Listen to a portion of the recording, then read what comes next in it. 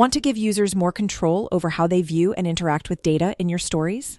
Scripting in stories enables you to define the conditions under which elements are visible, giving you the ability to toggle between widgets. Here, you have a simple dashboard with a table and chart that display the same data, to which you can add and configure buttons that users can click to choose which widget to display. Make sure that you've enabled advanced mode, because button widgets are available only once this setting has been activated. Now that advanced mode is enabled, you can add button widgets to your story, one for switching to the table and another for switching to the chart. You can give each button widget a unique name to make them easy to reference in your scripts.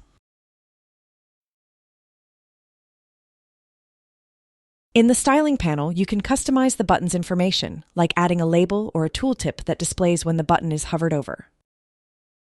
The button labels are optional, so if you prefer a more minimalist design, you can replace them with an icon. Just make sure the icon is easily recognizable by your users.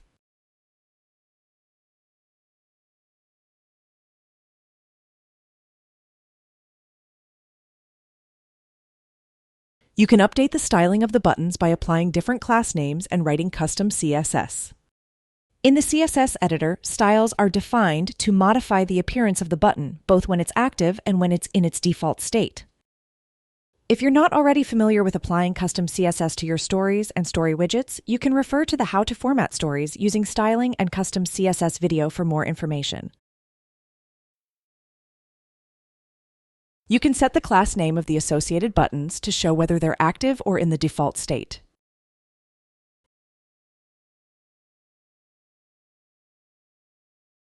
Next, the chart and table need to be adjusted so that they're the same size and share the same position on the page.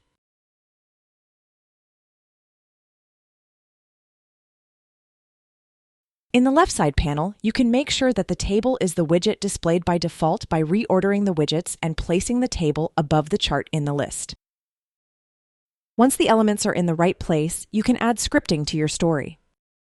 To display the table when the associated button is clicked, you can apply a script to its on-click event.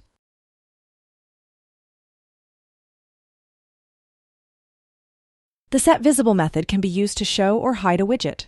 This method accepts an argument of type Boolean, which can have one of two possible values, true or false.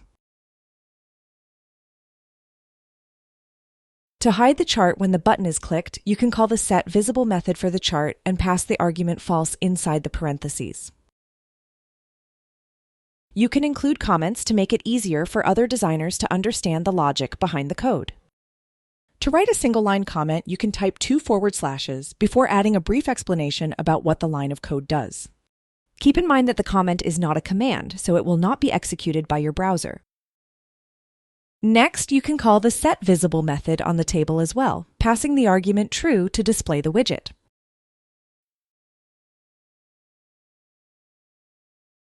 You can follow the same logic to display the chart and hide the table when the other button is clicked.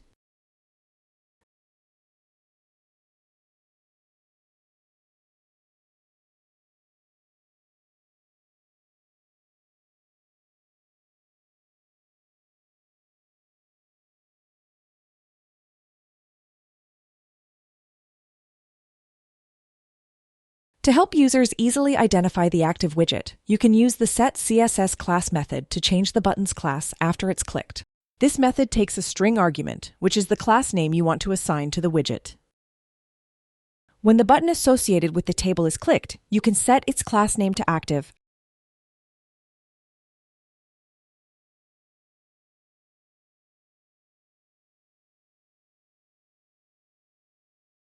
and set the chart button to default. Repeat the same process for the button associated with the chart. Once you've finished writing the script, you can save your changes and then switch to View mode to test your scripting efforts. When you click the buttons, the dashboard updates based on your selection. You'll also notice that when a button is selected, its state changes to active, while the other button switches to the default state. Catch the next video in the series to learn how to implement functionality to allow users to select which dimensions are visible in the active widget. And to learn more about changing the visibility of widgets in your stories, check out the links in the description and try it for yourself today.